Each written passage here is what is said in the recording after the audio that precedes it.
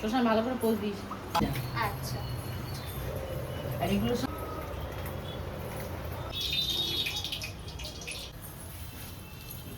লোকে দেখা আমি এগুলো প্যাকেটে বুঝতে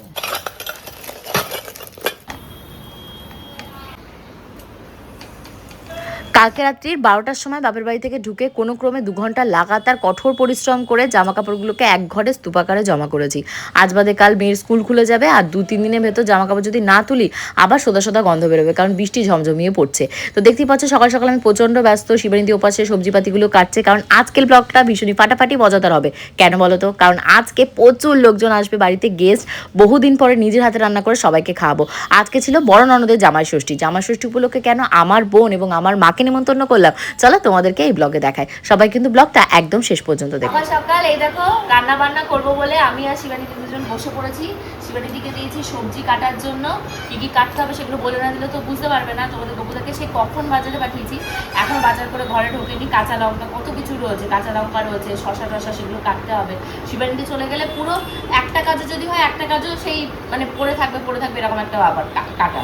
তো আজকে যেহেতু বেশি কাটার জিনিসও কিছু নেই, মাছ যেহেতু পেঁয়াজ রসুন অত কাটতে হবে না, শুধু মাছের তেলের জন্য তো পেঁয়াজটাকে কাটতে বলেছি। স্যালাডের কী রয়েছে, পেঁয়াজ আর হলো গন্ধরাজ লেবু, পাতি লেবু, এগুলো সব দিয়েছি। হ্যাঁ দাও দাও দেখিন কতটা কি লাগবে আমি বুঝে নিই।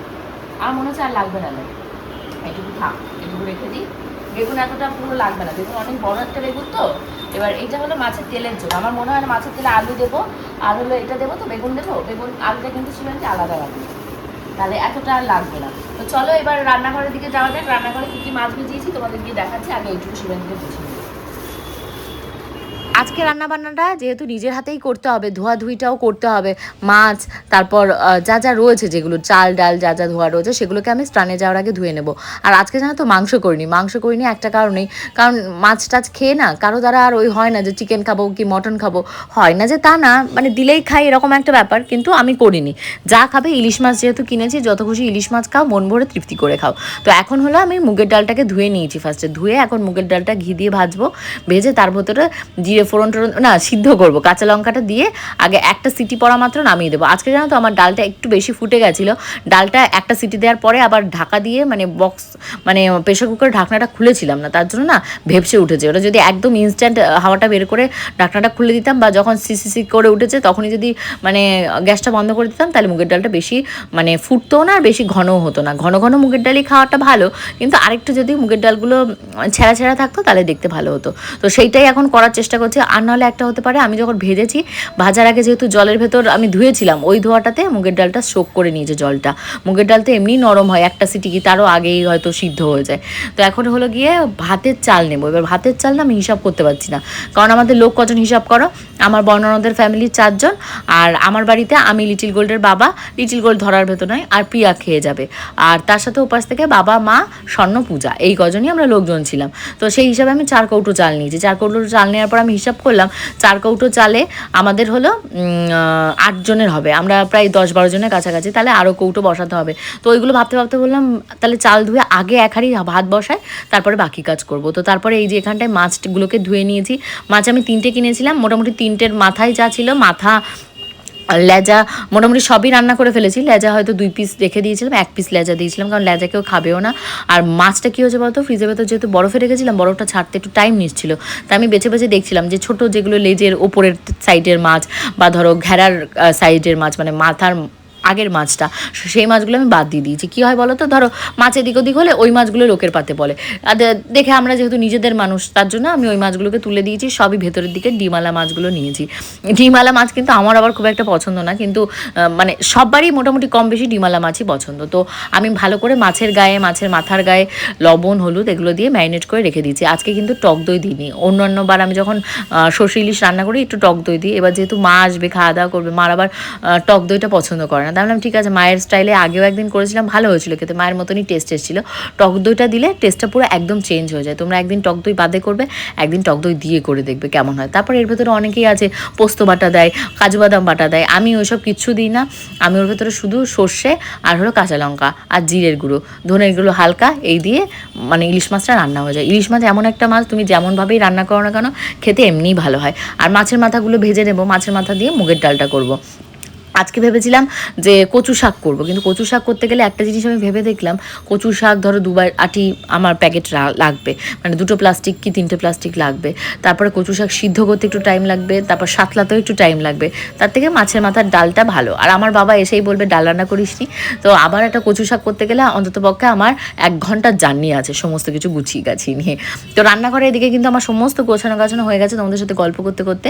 আর এই পাশে আমার স্নান ধানও হয়ে গেছে। দেখেছো একটা সুন্দর ইয়েলো কালার কুর্তি পরেছি, এটা লিঙ্ক তোমরা আমার কমিউনিটি পোস্টের ফটোতে পেয়ে যাবে, তোমরাও কিন্তু এটা কিনে পড়তে পারো। ভীষণ রিজনেবল প্রাইসে কিনেছি। কিনে এবার এই ঘরে এসি চালিয়ে দিয়েছি, যদিও একটু বৃষ্টি মানে ছিল, ঝমঝমিয়ে বৃষ্টি শুরু হয়েছে, ঝমঝমিয়ে বৃষ্টি।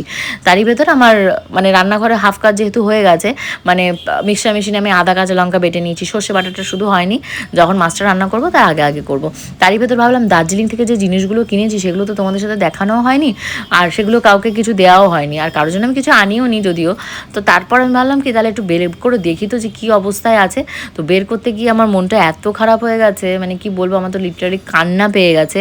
মানে 7 করে কাচের বাসন নিয়ে এসেছিলাম দার্জিলিং থেকে, মানে ওরা বললো এটা চাইনিজ মাল, দার্জিলিং নেপাল না চাইনিজ কী একটা বললো সেখানকার মাল। এ দেখো কেমন গুঁড়ো গুঁড়ো হয়ে গেছে। এটা 1500 টাকার একটা আমার ছিল, মানে বোল সেট, মানে ঢাকনা উইথ লিড। তো এটা নষ্ট হয়ে যাওয়াতে আমার ভীষণ দুঃখ লেগেছে। আর এই যে দেখতে পাচ্ছ কড়াই ফড়াই এগুলো সব কত কষ্ট করে দার্জিলিংয়ে মানে থেকে আমি টেনে নিয়ে এসেছি। মানে কুলিকে আমি 300 টাকা এক্সট্রা দিয়েছি যাতে শুধু এই বস্তাটা তোমাদের গপুদা সুরক্ষিতভাবে আনতে পারে। এবার আমি জানি না তোমাদের গপুদার কাছ থেকে ভেঙেছে কি বাড়িতে এনে মানে উঁচু নিচু করতে গিয়ে আমার কাছ থেকে ভেঙেছে। আমি কারণ আমি দোষ দিতে চাই না, হয়তো মানে আননেসেসারি দোষ দিয়ে ফেলি, পরে আমি ভাবি কাউকে দোষ দিতে লাভ নেই, ওটা আমার কপালে ছিল না তার জন্য হয়নি। কিন্তু যাই হোক মনটা খুবই খারাপ লাগছে, অত দূর থেকে এত ঝগড়াঝাটি এত কিছু করে এত ইয়ে করে রাখলাম, খুলতে গিয়ে দেখলাম 1 পিস ওরকম ভেঙে গেছে। তো ওইটাকে বললাম ফেলে দিতে। তোমাদের ভেতর থেকে অনেকে আমাকে কমেন্ট করে বলেছো ওটাকে ফেলতে না, ওটা আঠা দিয়ে ভালো করে মানে ইয়ে করে নিয়ে লাগিয়ে ওটার ভেতরে সুন্দর একটা নিজের পছন্দ মতন গাছ লাগাতে। বললাম ঠিকই কথা বলেছে, কিন্তু ওই যে ইনভেস্টমেন্ট করবো টাইমটা, ওটাকে আঠা লাগাবো, ওর টাইম আমার নেই। আঠা কাকে দিয়ে আনাবো, কোন আঠা লাগাবো, ফেভিকুইক ডেনড্রাইট কী লাগাবো, আমি কোথায় রেখেছি, মানে আমি পিয়া ছিল সামনে, পিয়াকে বললাম ফেলে দে, মানে ভেঙে গেছে যেহেতু হাতে পায়ে না লাগে, এখন কি করেছে শুনতে হবে না। আইডিয়াটা কিন্তু যে দিয়েছে খুবই ভালো দিয়েছে। তো আমি এই যে এখানটায় বসিয়ে দিয়েছি, তোমাদের কী রান্না করছি এটা মনে হচ্ছে ডাল, হ্যাঁ ডালের জন্য যে জল দিচ্ছি দেখতে পাচ্ছ, ডালটা কিন্তু অনেকখানি মানে ফুটে একদম ভ্যারভ্যারে হয়ে গেছে ফেনা ভাতের মতন।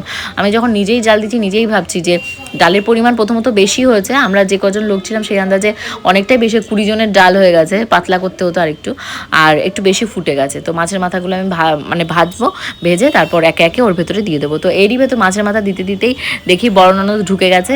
ভালো হয়েছে, 1টা বাজছে ঘড়িতে, কিন্তু তোমরা ভেবো না যে কোনো সকাল 11টা 12টা বাজছে না, 11টা 12টার সময় আমি স্নান করতেই ঢুকেছি। এখন প্রায় 1টা 10-15 বাজে। তো আমি তো ভীষণ টেনশানে পড়ে গেছি যে একা একা এত রান্নাবান্না আমি করে পারবো কি পারবো না।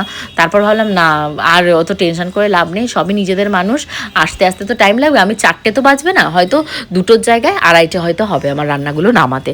যেহেতু আমি ভাতটা ওই দেখো 1 হাঁড়ি ভাত বসিয়ে দিয়েছি, যে 1 হাঁড়ি ভাত খেতে খেতে আর 1 হাঁড়ি বসিয়ে দিলে ভাত রান্না করতে তো বেশিক্ষণ লাগে না, চাল ভিজিয়ে রেখে দিলে। আর এপাশে এই যে বেগুন আলু যা যা ছিল এগুলো দিয়ে আমি এপাশে ট্যাংরা মাছটা করব।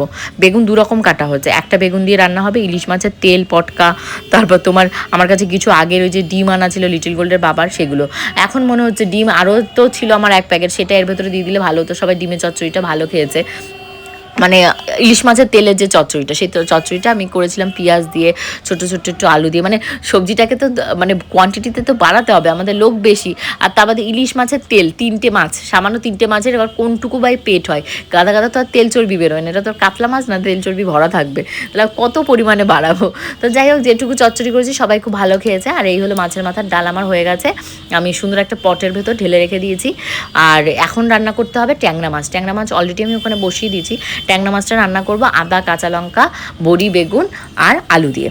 তো মশলার ভেতর হিসাবে আমি জিরের গুঁড়ো, ধনের গুঁড়ো, হলুদ, শুকনো লঙ্কা একটু হালকা দিয়েছি। শুকনো লঙ্কা যদিও আমি অ্যাভয়েড করি, যেহেতু আজকে সব মানে লোকজন, নিজেদের লোকজন, আত্মীয় স্বজন খাবে, তো তার জন্য একটু মানে শুকনো লঙ্কার গুঁড়োটা দিয়েছি। নাহলে কালারটা যদি ভালো না আসে বলবে সবুজ সবুজ কী রান্না করেছিস, খেতেই ভালো না। আমার রান্না কিন্তু দেখতে এরকম যতই হোক, খেতে কিন্তু আমি নিজেই বলছি, সবাইও বলেছে ভালো হয়েছে, খেতে টেস্ট থাকে। কারণ কাঁচা লঙ্কা বাটার রান্না এক রকমের টেস্ট হয়, শুকনো লঙ্কার বাটা দিলে এক রকমের হয়, শুকনো লঙ্কার গুঁড়ো দিলে এক রকমের হয়, এক একজনের এক এক রকম রান্না। আমরা কম বেশি কিন্তু সবাই পারি, এক একজনের রান্নার ধরন বা পদ্ধতি এক এক রকমের হয়। তো এই যে অনেকে আছে কিন্তু এইবার এই মানে এই দেশীয় যারা ঘটি রয়েছে, তারাও কিন্তু মাছে 1 চিমটে করে চিনি দেয়। আমি আবার মাছের 1 চিমটে চিনি এখনও দিয়ে খাওয়া শুরু করিনি, বাট চিকেন বলো বা মাটন বলো রান্না করলে 1 চিমটে চিনি দিই, দেখি খারাপ হয় না টেস্টটা, একটু রেস্টুরেন্ট ভাব আসে। তো যাই হোক, এখানে আমি আমার মাছের তেলটাকে ভাজতে দিয়ে দিয়েছি, পেঁয়াজ দিয়েছি, তার ভেতর কালো জিরে ফোড়ন দিয়েছি, দিয়ে আলুগুলোকে আগে দিয়েছি একটু ভাজা ভাজা করতে, আলু সিদ্ধ হতে টাইম লাগবে, তারপর বেগুন দিয়েছি এবং সবার লাস্টে মাছের তেলটাকে দিয়েছি, একটু চিনি দিয়েছি, লবণ, হলুদ, ব্যাস এই দিয়ে মাছের তেলটা হতেও বেশিক্ষণ লাগেনি, যেহেতু মাছের ডিম ছিল তার জন্য ডিমগুলো মানে কুক হতে একটু টাইম লেগে গেছে। আর ওই পাশে আমি এই যে দেখো এখন ইলিশ মাছ সর্ষে বাটা দিয়ে করবো, মায়ের অপেক্ষা করছিলাম যে মা আসে, যদি এসে করে রান্নাটা। আর যেহেতু অনেকগুলো মাছ, দুটো কড়াইয়ে করতে হবে, নাহলে ভেঙে চুরে যাবে, ডিমালা মাছ, ভাঙা মাছ, এত বড় মাছ কাউকে দিতেও তো ভালো লাগে না।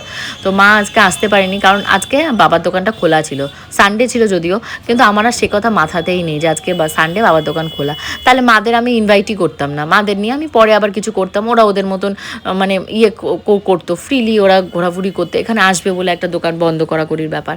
তো যাই হোক, এখন আমি একটু শরবত গুলেছি, কালকে যখন মাছ কিনতে গেছিলাম রাতে, তখনই এই ম্যাঙ্গো পান্নাটা কিনে নিয়ে এসেছিলাম, যে গরমের ভেতর সবাই আসবে, আসলে একটু ওয়েলকাম ড্রিঙ্কস বা রিফ্রেশিং ড্রিঙ্কস কিছু বানায়, যেটা দেবো।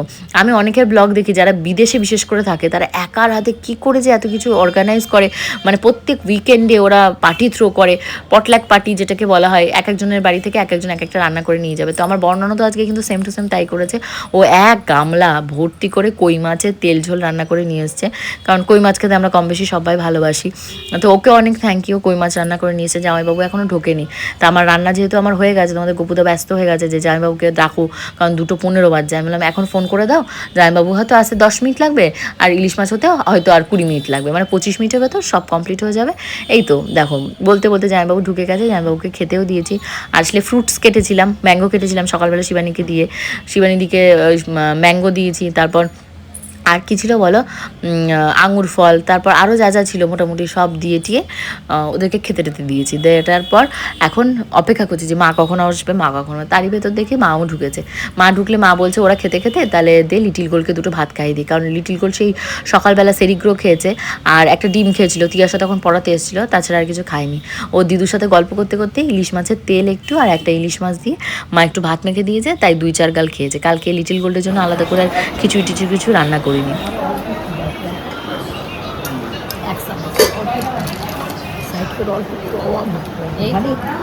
লোককে নাম দেবা না।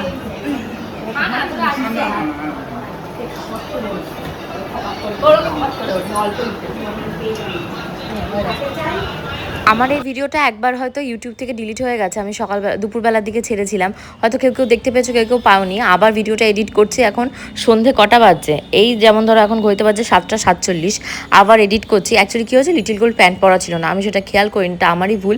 ভালো হচ্ছে একদিক থেকে করে দিয়েছে, কারণ আমার মেয়ে ভুল হচ্ছে, আমার ছোট ছোট এই যে কেয়ারলেসের জন্য আমার মেয়ের যেন পরবর্তীতে কোনো মানে লজ্জা বা কিছু না আসে। তো যাই হোক, আমি এডিট করে ওটাকে বাদ দিয়ে দিয়েছি, আর ইউটিউব তো অটোমেটিক্যালি ডিলিট করে দিয়েছে। তো হোপফুলি আজকে ব্লগটা ভালো লেগেছে। এখন রাত্রির হয়ে গেছে অনেক, ওরা সবাই চলে যাওয়ার পর লিটিল গোল্ডের স্কুলের হোমওয়ার্ক করছে।